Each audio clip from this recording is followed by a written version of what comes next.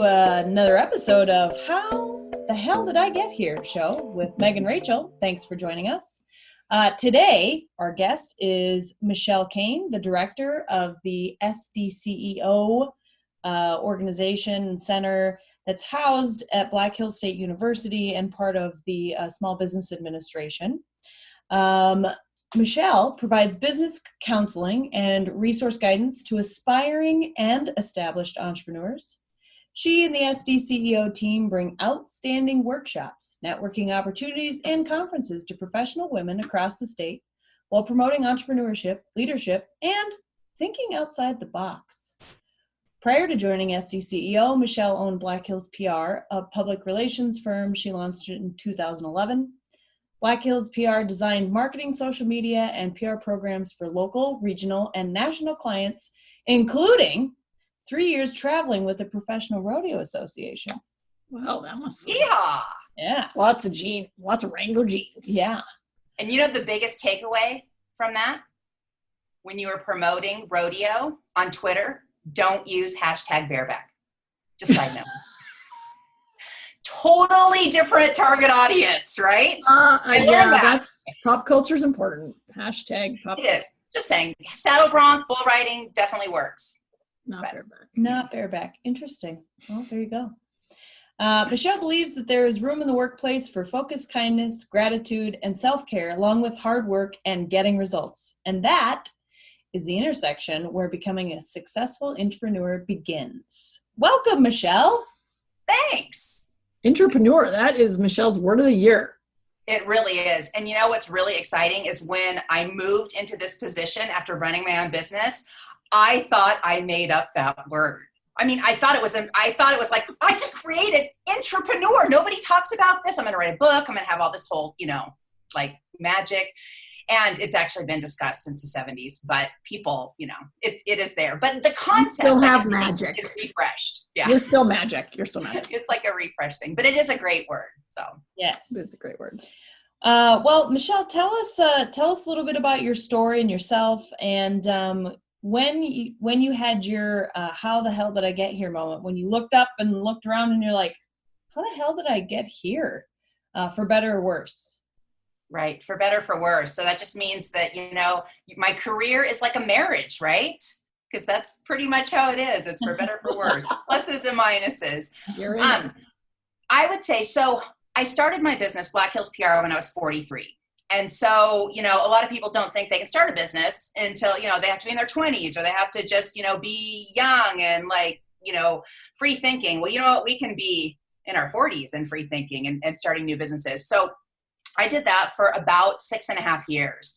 And I was sitting in my office and I get a call. And it was from someone talking about a job that had just opened up with SDCEO, and it was the director. So they really encouraged me to take this position, or at least, to apply for the position.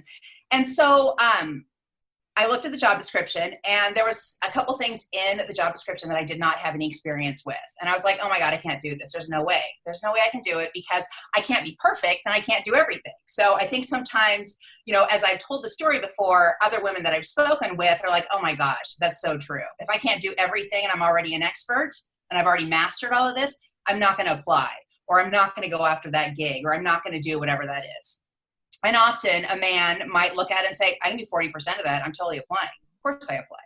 So no disrespect in any way, but that is just my experience and what I have shared, sharing this with other people. So I sat there and I thought, I've been doing this job. I've been running my own company for almost 7 years. And there is something about a 7-year itch, man. There is. And it's like, I was ready to pivot. I didn't know if I wanted to bring in a partner, join another company, sell out, do whatever. I wasn't sure.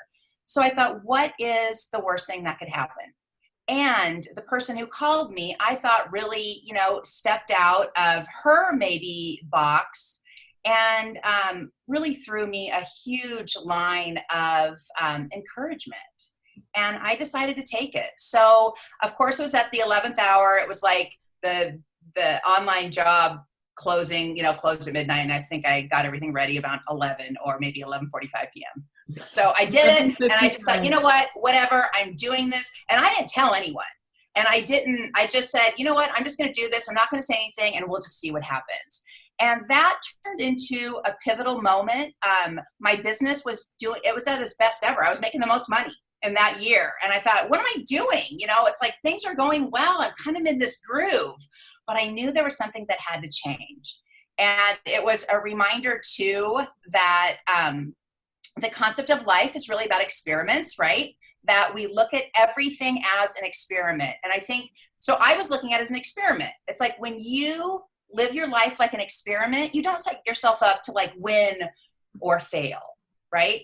You just, you play the game, you figure it out, you test some things out, and you figure out what you're going to learn. So I decided that was what I was going to do at that moment. And that was a big monumental shift for me. I think I had always been doing these little experiments, but it really kind of brought it home that it's like, hey, I'm going to cut myself some slack.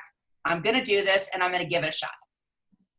I love it because as you have been around our culture type assessment, which is we now call Helix culture type assessment because we have a new platform. It's very exciting. Awesome. But you are an independent, which so for those folks who might not know the system, it is means that you're very chaos tolerant and you're also self-driven, which means you don't necessarily need other people's approval to make decisions or do things. And so seems like your sort of experiment theory goes hand in hand with that. So how do you think that your independent nature has maybe shaped that decision or others, or sort of this experiment perspective that you have?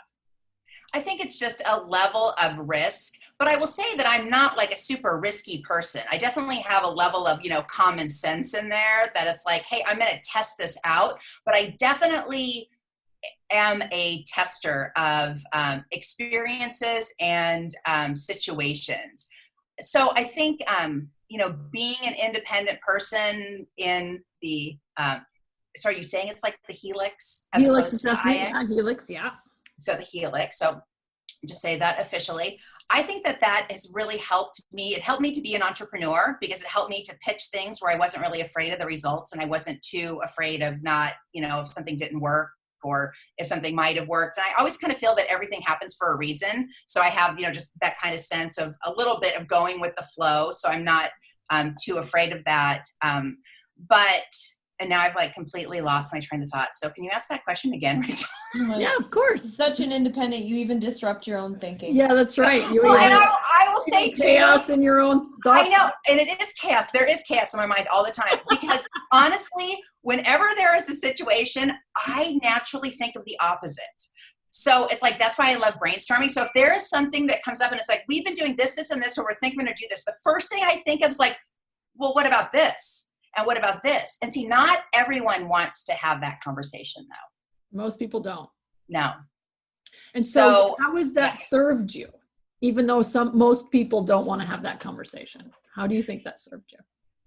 Sometimes it just helps me to say things out loud and then I hear them and then it's like, oh, okay, wait a minute. You know what? Thanks for letting me share that. But I realize that maybe isn't the right place to go. So I think I kind of make decisions like having a sounding board, but like I'm the sounding board. And sometimes I just have to say it out loud. But I do think it's helped us move in different directions and to think differently. So I may say it's like, oh my gosh, we should go totally out here. But we don't, maybe we'll just go here, but we're still making some progress and we're making change. And, it's also too, it's like, I've never wanted just to make change for the sake of making change. It's like, I truly think that there is value in looking at things differently. How do you think the moment, your how the hell moment where you actually applied for that job, how do you think having this role now has changed your perspective? Because you're saying your experiment side of you. So you're always looking to learn. So what have you learned from this new role that's sort of different than anything you've done before? Well, I think with, in the environment we're in right now with COVID, that, our organization our success was based on in-person large events, 400 women, shoulder to shoulder. That's not going to be happening for a while. So I get to rewrite what is going to make SDCEO successful. And so we have to look at it, how do we make virtual meaningful? How do we do things that, how do we take the best of what we've had and, turn it around a little bit and create this new phase. So I think that's like a dream job to me. That's where it's like, it's really going to be exciting. And what we're also learning is that the women we're working with have different needs. You know what? It's a different ballgame. People are looking at their businesses, their lives, and their careers way differently, because this is it's caused a pause, and it's caused, some more time for reflection. So. Awesome. Well, Michelle, thank you so much for joining us today. You were such a enthusiastic guest. We really appreciate you sharing your story with us and telling us a little bit about your how the hell moment. We hope you all have a good rest of your day, and we'll see you on the next show. Lead powerfully. Change the world.